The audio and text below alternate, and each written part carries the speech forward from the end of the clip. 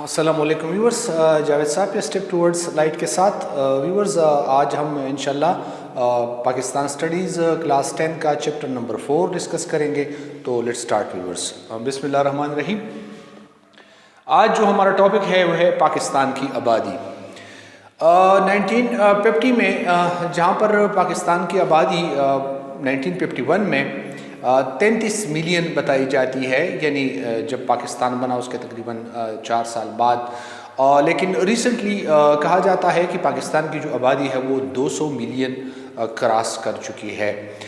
تو اس کا مطلب یہ ہے کہ جو آبادی کا جو ریشو ہے وہ بہت تیزی سے بڑھ رہا ہے، اور انفارچونیٹلی جو ریسورسز ہیں وہ 1 سے 2، 2 سے 3 اور اس تناسب سے بڑھ رہے ہیں، لیکن آبادی جو ہے وہ 2 سے 4 اور 4 سے 8 اور کے ساتھ. لیکن اگر ہم غور کریں اس بات پہ تو یہ اتنا بڑا ایشو نہیں ہے کہ پاکستان کی آبادی جو ہے وہ تیزی سے بڑھ رہی ہے یا پاکستان کی آبادی زیادہ ہے. مسئلہ یہ ہے اور اصل ایشو یہ ہے کہ اس کو اگر چینلائز کیا جائے، مثلا چائنا میں، پوری دنیا میں چائنا کی آبادی سب سے زیادہ ہے، لیکن انہوں نے ان کو چینلائز کیا ہے. بہت سارے ممالک ایسے ہیں دنیا کے جہاں پہ مین پاور کی کمی ہے اور وہ دوسرے ممالک سے مین پاور کو منگواتے ہیں. تو یہ ایشو نہیں ہے کہ آبادی بڑھ رہی ہے، لیکن ایشو یہ ہے کہ ان کو چینلائز نہیں کیا جا رہا. اس کے لیے جو وسائل درکار ہیں، اس کے لیے جو پالیسی کی کمی ہے، اس طرح منصوبہ سازی نہیں ہوتی، پالیسی نہیں بنائی جاتی تاکہ یہ جو آبادی ہے ان کو کس طریقے سے ہم یوٹیلائز کریں. تو یہ ایک مسئلہ ہے. 1950 میں پاکستان جو تھا وہ 14 نمبر پہ تھا، یعنی 14 پہ، اور ابھی جو ہے وہ 6 نمبر پہ آ گیا ہے. تو یہ ہے پاکستان کی آبادی، جو اس میں کوئی شک نہیں ہے کہ تیزی سے بڑھ رہی ہے. لیکن میں پھر کہوں گا کہ ایشو یہ نہیں ہے کہ پاکستان کی آبادی تیزی سے بڑھ رہی ہے، لیکن یہ ایشو ضرور ہے کہ ان کو یوٹیلائز نہیں کیا جا رہا، ان مین پاور کو چینلائز نہیں کیا جا رہا، اور ان سے کام نہیں. اس کو مفید شہری بنانے کے لیے کوئی منصوبہ سازی ہمیں نظر نہیں آتی. یہ ایک مسئلہ ہے. اب اگر ہم بات کریں تو شہروں اور دیہاتوں میں تناسب آبادی کا، تو ویورز جس طرح آپ کے علم میں ہے کہ شہروں میں چونکہ فیسلٹیز زیادہ ہوتی ہیں، ایجوکیشن کے حوالے سے اگر بات کریں، ہیلتھ کے حوالے سے اگر ہم بات کریں، یا دوسرے جو فیسلٹیز ہیں، روزگار کے حوالے سے بات کریں، تو اس لیے جو شہروں کی آبادی ہے، سٹارٹ میں جب ملک بنا، پاکستان بنا، تو شہروں کی آبادی اتنی نہیں تھی، زیادہ تر لوگ دیہاتوں میں آباد تھے، ابھی بھی ہے. لیکن یہ ہے کہ دیہاتوں سے لوگ جو ہیں تیزی کے ساتھ وہ شہروں کی طرف مائگریٹ کرتے ہیں to get jobs and other facilities. تو یہ ہے کہ شہروں کی آبادی اس لیے بھی بڑھ رہی ہے. اور یہ جس طرح اگر ہم کراچی کی مثال لیں، جو پاکستان کا سب سے بڑا شہر ہے، تو اس کی آبادی جو ہے وہ بہت زیادہ ہے. اور یہ ایک اسلامی اصول بھی ہے کہ شہروں کو زیادہ وسیع نہ کرو، یعنی جب شہروں کی آبادی حد سے زیادہ بڑھ جاتی ہے تو وہاں پہ جو کرائم ریشو ہے وہ بھی بڑھ جاتا ہے، اور اس کی زندہ مثال کراچی ہے جہاں پہ آبادی بہت زیادہ ہے. تو یہ ہے کہ لوگ سہولیات کی غرض سے شہروں کا رخ کرتے ہیں. اب آتے ہیں جو پاکستانی معاشرے کے خدوخال ہیں. یہ جو ہمارا پاکستانی معاشرہ ہے مذہبی ہم آہنگی ہے، یعنی الحمدللہ 97% پاکستان کے جو لوگ ہیں وہ مسلمان ہیں، اور 3% جو ہیں وہ مائنارٹیز میں ہیں، اقلیت میں ہیں. تو اس لیے اس میں یہ جو ایک یگانگت ہے، اس میں ایک جو یکسانیت ہے اور ہم آہنگی ہے، یہ مذہبی بنیاد پر ہے کہ الحمدللہ ہم سارے مسلمان ہیں. خاندانی نظام جو ہے وہ لوگ خاندانوں کی شکل میں رہتے ہیں، اور ابھی بھی بہت جگہوں پہ مشترک کا جو خاندانی نظام ہے، جوائنٹ فیملی سسٹم ہے، اس میں لوگ زندگی گزار رہے ہیں. لیکن آہستہ آہستہ وقت کے ساتھ ساتھ لوگ جو ہیں وہ الگ الگ گھروں میں رہنا پسند کرتے ہیں، اور لوگ جو ہیں وہ الگ رہتے ہیں، الگ الگ مطلب فیملیز میں. تو یہ یہاں پہ جو مشترکہ خاندانی نظام ہے، تو یہ ہمارا تو یہ ہے ایک ہمارا روایتی ایک انداز ہے، اور یہ ہمارے روایات میں شامل ہے. لیکن یہ ہے کہ اگر ہم اس کو اسلامک پوائنٹ آف ویو سے دیکھیں تو اسلام اس کی اجازت نہیں دیتا. اسلام ہمیں حکم دیتا ہے کہ جب اگر کسی کی شادی ہو جائے تو اس کو الگ سے کسی گھر میں آباد کریں. تو یہ ہے کہ ابھی لوگ جو ہیں وہ الگ الگ گھروں میں رہنا پسند کرتے ہیں، لیکن پھر بھی آج بھی بہت سارے جگہوں پہ ایک جو دیہاتی ماحول ہے وہاں پہ لوگ جوائنٹ فیملی سسٹم میں ہی زندگی گزار رہے ہیں. مشترکہ زبان، جس طرح ہماری جو اردو ہے ہماری مشترکہ زبان ہے، ہماری قومی زبان ہے، ان چاروں صوبوں میں جو ربط کی جو زبان ہے، رابطے کی جو زبان ہے وہ اردو ہے. یہ ہمارے معاشرے کے خدوخال ہیں. کثیر النسلی معاشرہ ہے، مختلف قسم کے لوگ اور مختلف قسم کی نسلوں کے لوگ اس میں آباد ہیں، لیکن چونکہ سب الحمدللہ پاکستانی ہیں تو اس بنیاد پہ وہ سب ایک ہیں. مرد کی فوقیت، یعنی یہ میل ڈومیننٹ سوسائٹی ہے، یعنی یہاں پہ چونکہ مرد جو ہے وہ گھر کی جتنی بھی ذمہ داری ہے، اخراجات کی جتنی بھی ذمہ داریاں ہیں وہ مرد پہ ہوتے ہیں، تو اس لیے یہ میل ڈومیننٹ سوسائٹی ہے جہاں پہ مرد حضرات جو ہیں اس کا بعض جگہوں پہ غلط استعمال بھی کرتے ہیں، اس کا غلط فائدہ بھی اٹھاتے ہیں، اور جو عورت ہے بیچاری وہ تھوڑا سا وہ اس کی تذلیل بھی ہوتی ہے، اور اگر وہ سے خدا نخواستہ اگر کوئی معمولی سی خطا ہو جائے تو اس کی بہت بڑی اس کو سزا ملتی ہے. حالانکہ مرد حضرات اگر بہت برے کام بھی کریں تو اس کو جو بیوی ہے وہ اس کو کچھ نہیں کہہ سکتی، لیکن اگر بیوی خدا نخواستہ معمولی سی غلطی کر بیٹھے، اگر وہ اس سے کوئی معمولی سی غلطی بھی سرزد ہو جائے تو اکثر اس کی بہت بڑی سزا ملتی ہے. اور بعض ہمارے جو اسپیشلی اگر میں پنجاب کی بات کروں، جو شہری علاقے ہیں، یا میں سندھ کی بات کروں، تو ایون ہمارے اپنے شہروں میں بھی تو عورت کی تذلیل وہاں پہ زیادہ ہے، اور عورت کا وہ مقام نہیں ہے جو اسلام نے دیا ہے، اور عورت کو وہ حیثیت حاصل نہیں ہے جو ہمارے روایات نے ان کو دیا ہے. تو بعض جگہوں پہ اس طرح ہوتا ہے. پھر اگر ہم ہمارے جو پاکستانی معاشرے کو جو درپیش مسائل ہیں وہ تو بے شمار ہیں. ہر سوسائٹی کو، جتنے بھی دنیا کے معاشرے ہیں ان کو اپنے لیول کے کچھ پرابلمز ہوتے ہیں، لیکن ہمارا چونکہ انفارچونیٹلی جب سے ملک بنا ہے تو ایک پولیٹیکل انسٹیبلٹی کی وجہ سے، اور کہہ لیں کہ پولیٹیکل ان اویئرنیس کی وجہ سے ہمیں مسائل کچھ زیادہ ہیں. مثلا اگر جو کتاب میں لکھا ہے کہ جہالت ہے، تو یہ تعلیم کی کمی ہے. تو ویورس یہ ہم اگر اس کو کمپیئر کریں اپنے ملک کو سری لنکا کے ساتھ، تو میرے خیال میں اس کا موازنہ بھی نہیں ہو سکتا، کیونکہ سری لنکا ایک چھوٹا سا ملک ہے، غریب ملک ہے، پسماندہ ملک ہے، لیکن وہاں پر ایجوکیشن کا جو ریشو ہے وہ 97% ہے. تو ہم یہ سمجھ سکتے ہیں کہ انٹینشنلی ہمارے پاکستانیوں کو ایجوکیشن سے محروم رکھا گیا ہے، یعنی جہالت کے اندھیروں میں ان کو انٹینشنلی رکھا گیا ہے. اور شاید یہ سوچ کے کہ اگر یہ لوگ ایجوکیشن حاصل کریں گے، ان میں اویئرنیس آئے گا، ان میں سمجھ آئے گی، اور پھر شاید ہم ان کو آسانی کے ساتھ کنونس نہ کر سکیں، تو شاید ایسا ہو. لیکن یہ ہماری بہت بڑی بدقسمتی ہے کہ مطلب اس دور میں ایجوکیشن ایک علم جو ہے روشنی ہے، اور اس کے بغیر ترقی بہت جو ہے مشکل ہے، کہہ لیں ناممکن ہے. دوسری دنیا نے اگر ترقی کی ہے تو ان کی ترقی کا جو راز ہے یا جو بنیاد ہے وہ ایجوکیشن ہی ہے. لیکن انفارچونیٹلی ہمارے معاشرے کو اس سے محروم رکھا گیا ہے. بہت ساری جگہوں پہ ہمارا آج کا جو ریشو ہے وہ نہ ہونے کے برابر ہے. جو کتابی ریشو ہے کہ 47% کی، اس سے بھی بہت کم ہے. اس میں وہ لوگ بھی شامل ہیں جو لٹریٹ ہیں، جو اپنا نام لکھ سکتے ہیں اور جو اخبار پڑھ سکتے ہیں، یہ اس ریشو میں وہ بھی شامل ہیں. تو یہ ہماری لیے بہت بڑی بدقسمتی کی بات ہے. پھر صحت کے مسائل ہیں، تو یہ بھی ایک بہت بڑا ایشو ہے. اگر سرکاری ہاسپٹلز ہیں بھی تو وہاں پہ اس طرح علاج نہیں ہو رہا، اس لیے لوگ جو ہیں وہ پرائیویٹ کلینکس کا رخ کرتے ہیں اور پرائیویٹ ڈاکٹرز کے پاس جاتے ہیں، علم کہ یہاں پہ پھر غربت بھی ہے، تو ان کے لیے بہت زیادہ مشکل ہے کہ بھئی اب میں اس مریض کے ساتھ کیا کروں، وہاں پہ پرائیویٹ کلینک میں جا نہیں سکتا، سرکاری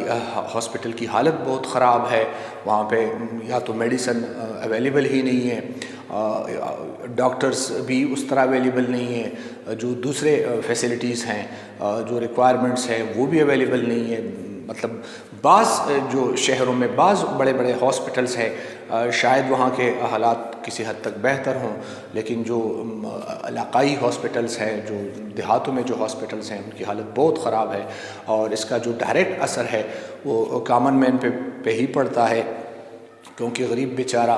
اس مہنگائی کے دور میں وہ دوسرے اخراجات پورے نہیں کر سکتا، تو جب خدا نخواستہ بیماری کی بات آتی ہے، ہاسپٹل کی بات آتی ہے، تو ان کے لیے بہت زیادہ مشکلات پیدا ہو جاتے ہیں۔ معاشرتی ناہمواریاں ہیں، فرقہ بندی ہے، اور کچھ خیر اس میں تو کچھ باہر کی جو دنیا ہے وہ بھی انٹرفیئر کرتی ہے، اور کچھ اس طرح کے ایشوز وہ اٹھاتے ہیں کہ یہاں پہ ایک بے چینی کی ایک صورتحال بنے، ایک غیر یقینی صورتحال بنے، اور یہاں پہ امن و امان کو خراب کرنے کی ایک سازش باہر سے موسٹلی ہو رہی ہے، اندر سے بھی پرابلمز ہیں، لیکن موسٹلی اس کو جو ایک پش ملتا ہے وہ باہر سے ملتا ہے۔ تو جاگیرداری نظام ہے، یعنی بہت سارے لوگوں کے پاس رہنے کے لیے چھت نہیں ہے، بہت سارے لوگوں کے پاس کھانے کے لیے کچھ نہیں ہے کہ وہ کچھ کھا سکے، پہننے کے لیے کپڑا نہیں ہے، اور کچھ لوگ ایسے بھی ہیں کہ جنہوں نے اپنے صرف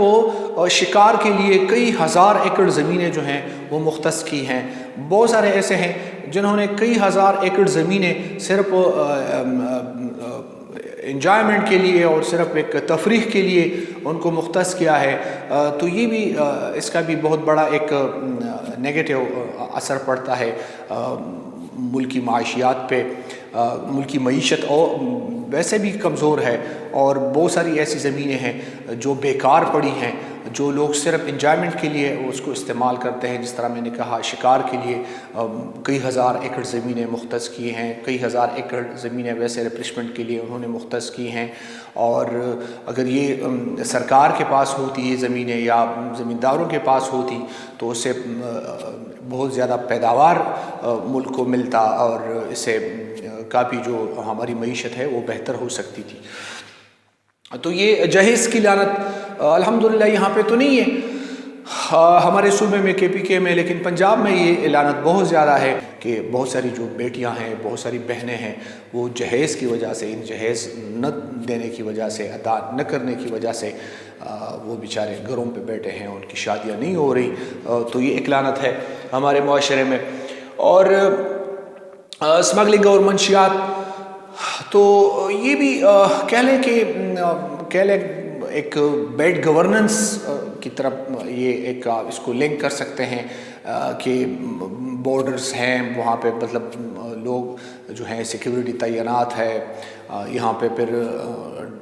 لائن آرڈر کو مینٹین کرنے کے لیے یہاں پہ بھی لوگ موجود ہیں، لیکن پھر بھی یہ اس طرح مطلب منشیات یا اسمگلنگ یہ اگر ہو رہا ہے تو یہ کہہ لیں کہ یہ لیک آف گڈ گورننس ہے۔ دہشت گردی ہے، اس کے بھی جو لنکس ہیں وہ آپ اس کو باہر کی دنیا کے ساتھ اس کو آپ لنک کر سکتے ہیں، کیونکہ دنیا نہیں چاہتی کہ پاکستان جو ہے اپنے پیروں پہ کھڑا ہو جائے، دنیا نہیں چاہتی، بہت سارے ممالک ایسا نہیں چاہتے کہ پاکستان ترقی کرے، کیونکہ دنیا نے پاکستان کی تاریخ کو دنیا نے دیکھا بھی ہے کہ بدقسمتی سے اس کو ہمارے بہت سارے لوگوں نے اس کو لوٹا بھی ہے اور اس کو بہت زیادہ نقصان پہنچانے کی کوشش کی ہے پرسنل کاز کی وجہ سے، لیکن پھر بھی الحمدللہ آج بھی پاکستان زندہ ہے اور انشاءاللہ ہمیشہ کے لیے اسی طرح زندہ رہے گا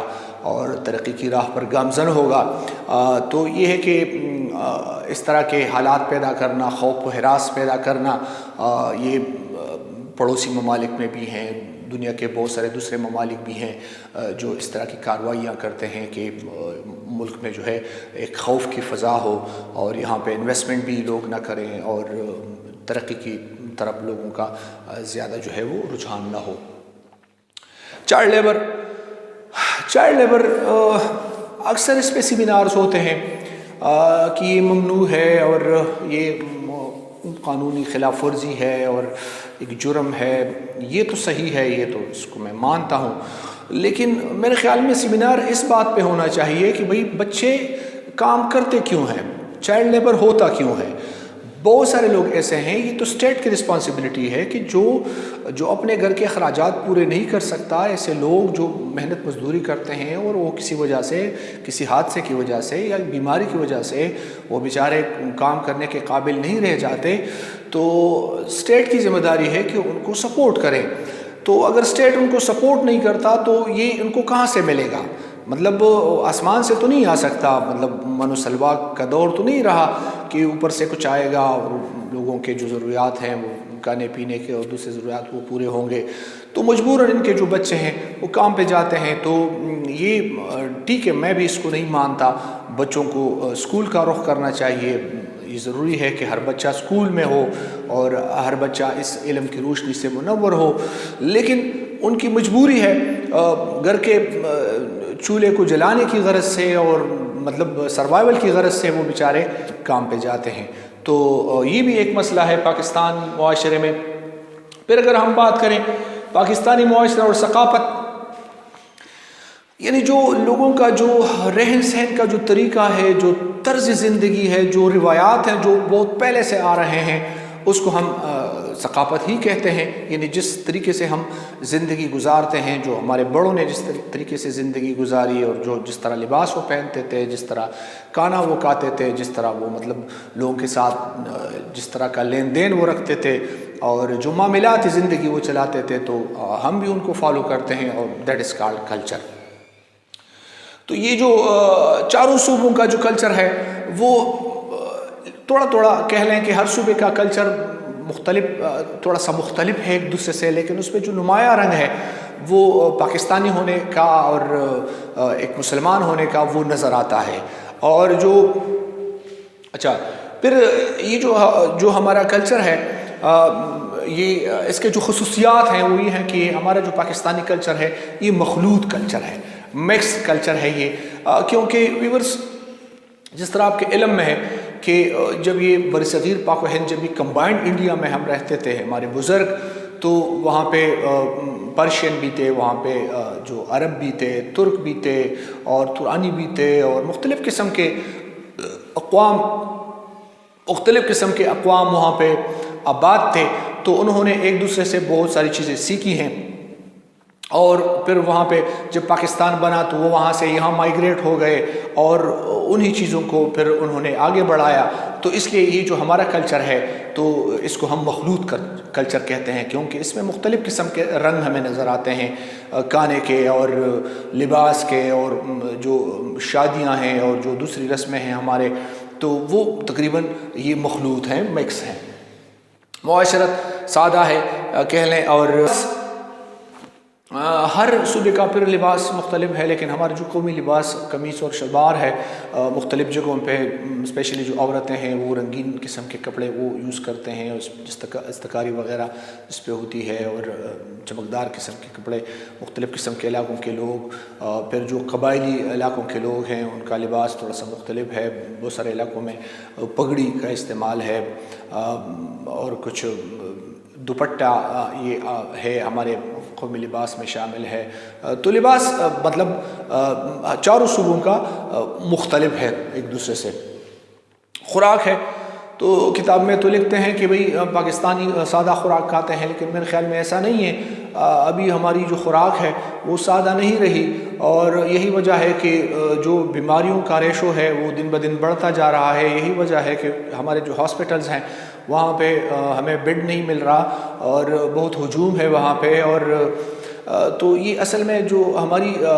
خوراک ہے وہ کہہ لیں وہ خراب ہو گئی ہے، کمزور ہو گئی ہے۔ یعنی ظاہری طور پر تو ہم یہ سوچ رہے ہیں کہ ہماری جو خوراک ہے وہ کافی رچ ہو گئی ہے، ہم مرغ کھاتے ہیں اور اس طرح کی تلی ہوئی چیزیں کھاتے ہیں، لیکن یہ صحت کے لیے بہت زیادہ نقصان دہ ہیں۔ اور وہ جو سادہ خوراک کسی زمانے میں اگر ہمارے بزرگ ہم آج بھی کہتے ہیں کہ وہ توانا تھے، وہ مضبوط تھے، ان کی خوراک سادہ تھی، تو حقیقت میں ایسا ہی تھا، اور اس کے جو نیگیٹو اثرات ہیں وہ بدن پہ پڑتے ہیں۔ تو بہرحال خوراک آج ہماری خوراک سادہ نہیں رہی۔ میں نے جس طرح کہا کہ خوراک ہماری بہت زیادہ مرغن ہو چکی ہے، اور جس کے نتائج ہم بھگت رہے ہیں، مطلب بیماریوں کا جو ریشو ہے وہ بہت زیادہ بڑھ گیا ہے۔ فنون، تو یہ بھی میں اس کو لنک کروں گا برصغیر پاک و ہند میں، جس طرح میں نے کہا کہ بہت سارے جو مختلف قسم کے اقوام وہاں پہ آباد تھے، اور ان کے ساتھ مختلف قسم کے سکلز تھے، تو وہ کنورٹ ہو گئے ہیں یہاں، اور ان سے ہم نے سیکھا ہے، ہمارے بزرگوں نے سیکھا ہے، اور آج بھی ان فنون کا استعمال ہو رہا ہے۔ کھیل تماشے،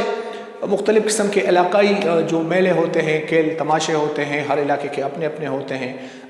یہ بھی ہماری جو ہمارے روایات ہیں اس کی ایک خوبصورتی ہے، اور اس میں وہ خوبصورتی میں اضافہ کرتے ہیں۔ جس طرح ہمارے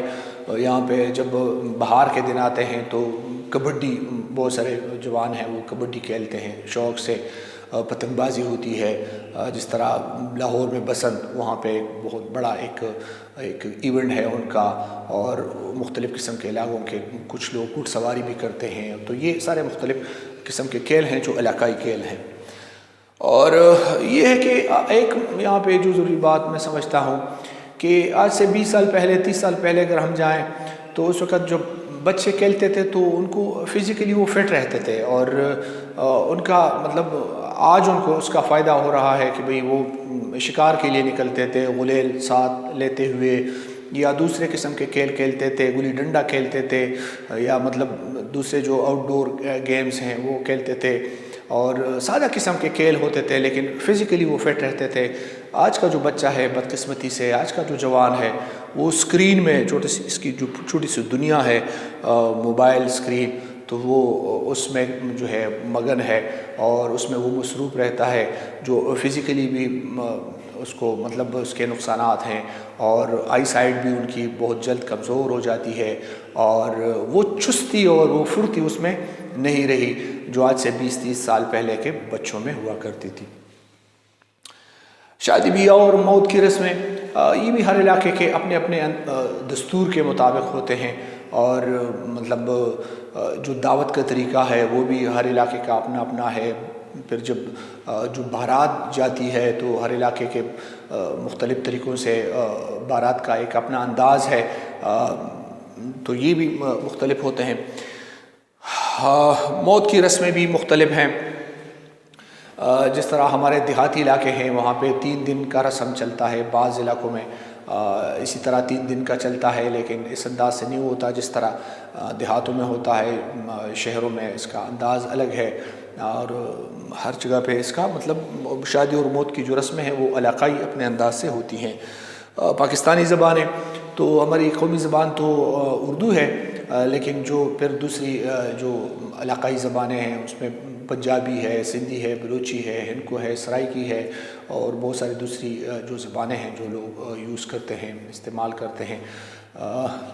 thank you viewers for watching. میں نے تو کوشش کی اس کو سمرائز کرنے کی، لیکن شاید انشاءاللہ مجھے امید ہے کہ آپ کو کچھ نہ کچھ آئیڈیا آ چکا ہوگا۔ Thank you viewers for watching.